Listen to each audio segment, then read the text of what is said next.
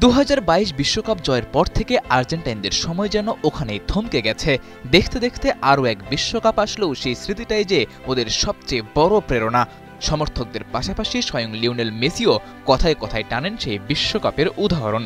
2026 বিশ্বকাপ ড্রয়ের আগে ESPN-কে দেয়া বিশেষ সাক্ষাৎকারে মেসি শোনালেন সেই 22 বিশ্বকাপের গল্প।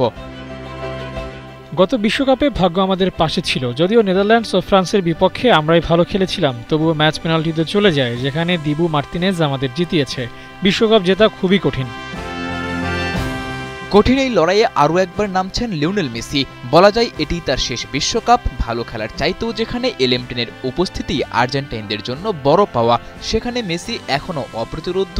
তাই তো অনেকটা সাহসের সাথেই সেই শিরোপা ধরে রাখার প্রত্যয় মেসির কণ্ঠে। তবে জানিয়ে রেখেছেন কিছু যদি কিন্তুর ব্যাপার।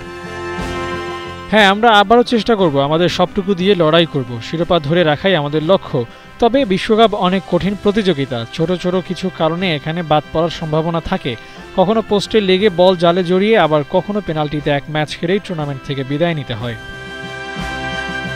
2014 বিশ্বকাপে জার্মানি আর 2018 বিশ্বকাপে ফ্রান্সের কাছে হেরে শেষ হয়েছিল মেসির বিশ্বজয়ের স্বপ্ন।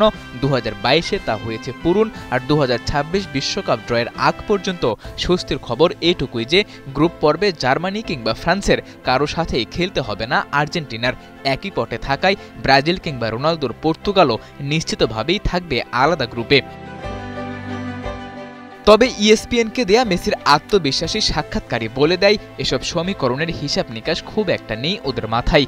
একই সাথে সমর্থকরাও হয়তো পেয়ে গেছে সেই প্রশ্নের উত্তর। লিওনেল মেসি 2026 বিশ্বকাপে খেলছেন এবং ক্যাপ্টেন্সির আর্মব্যান্ড পরেই মাঠে নামবেন।